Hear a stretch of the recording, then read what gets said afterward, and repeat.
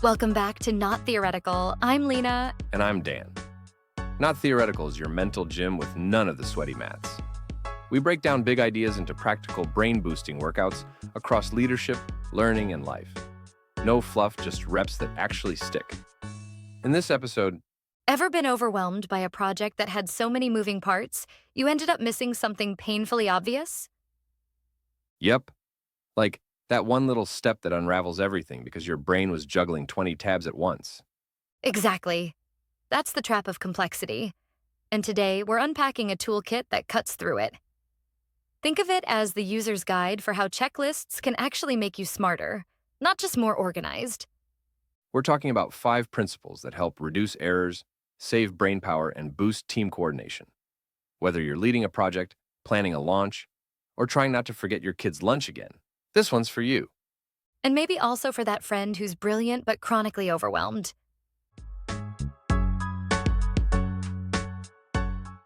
So let's start with the hard truth. We know too much, or at least we have access to too much. Yep. Knowledge has exploded, but our brains haven't. Just look at healthcare. Thousands of syndromes, drugs, procedures. And still, mistakes happen. Not because people are dumb, but because there's just too much to keep straight. Like a master chef preparing a dozen complicated dishes for a state dinner. They know each technique, but try tracking every pan, every timer, every garnish. It's a recipe for missing something. And it's the same in everyday life. A marketing manager might have data, campaigns, deadlines, and still forget a critical piece, like sending promo materials to affiliates. So the insight here? Complexity isn't a sign of failure, it's a reality. The first step is admitting that you can't keep it all in your head. That's not weakness.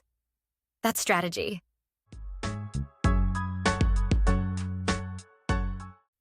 Okay, now that we've admitted the problem, here's the surprisingly elegant solution: the checklist.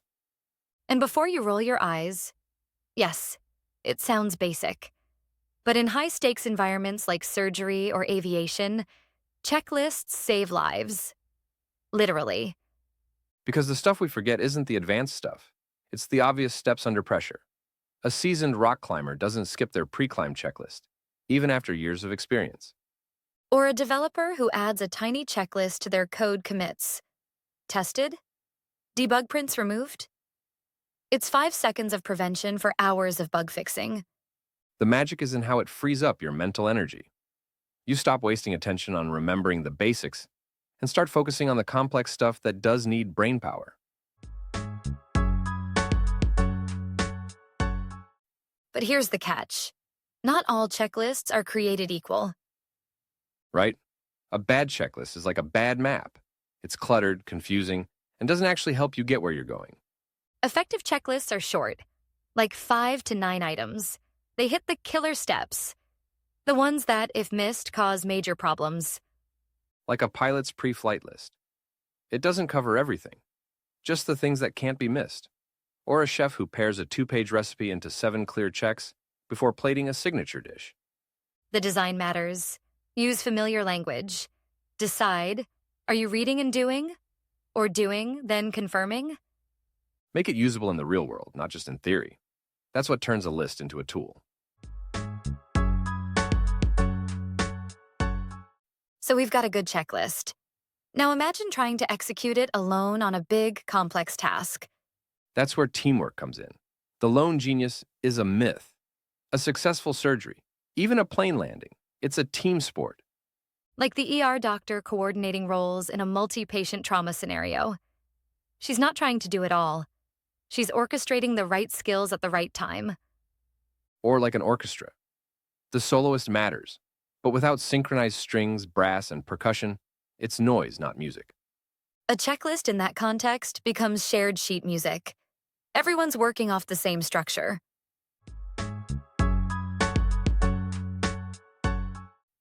Here's the final key. Checklists don't just help you remember, they help you communicate better. Especially when the stakes are high or the environment is chaotic. A well-placed checklist can prompt people to speak up, introduce themselves, share concerns. Like a construction site starting a big lift. The site manager kicks off with a 90-second huddle, names, roles, and any red flags. That moment of alignment can prevent disaster. Or in surgery, where simply knowing each other's names and asking any concerns has been shown to improve outcomes. Because it's not just about steps, it's about connection. So, if clarity reduces risk and communication builds clarity, then the checklist becomes a communication tool, not just a memory aid. So let's zoom out.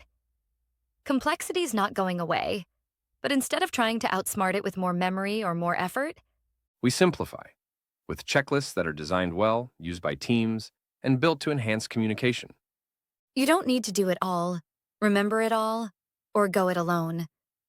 You just need the right structure to catch what matters most. Want more examples and a visual summary of these 5 checklist principles? Head to the Not Theoretical Substack. We've got the full companion article, real-world applications, and a visual guide you can print, pin, or download. And in our next episode, An AI that reroutes trucks, plans events, and learns from its own mistakes. we're diving into agentic AI, tools that act, adapt, and don't wait for prompts. If you've ever wished your assistant could just figure it out, this one's for you. That's our discussion for today. Thanks for tuning in to Not Theoretical. Until next time, keep your mind checked, not cluttered.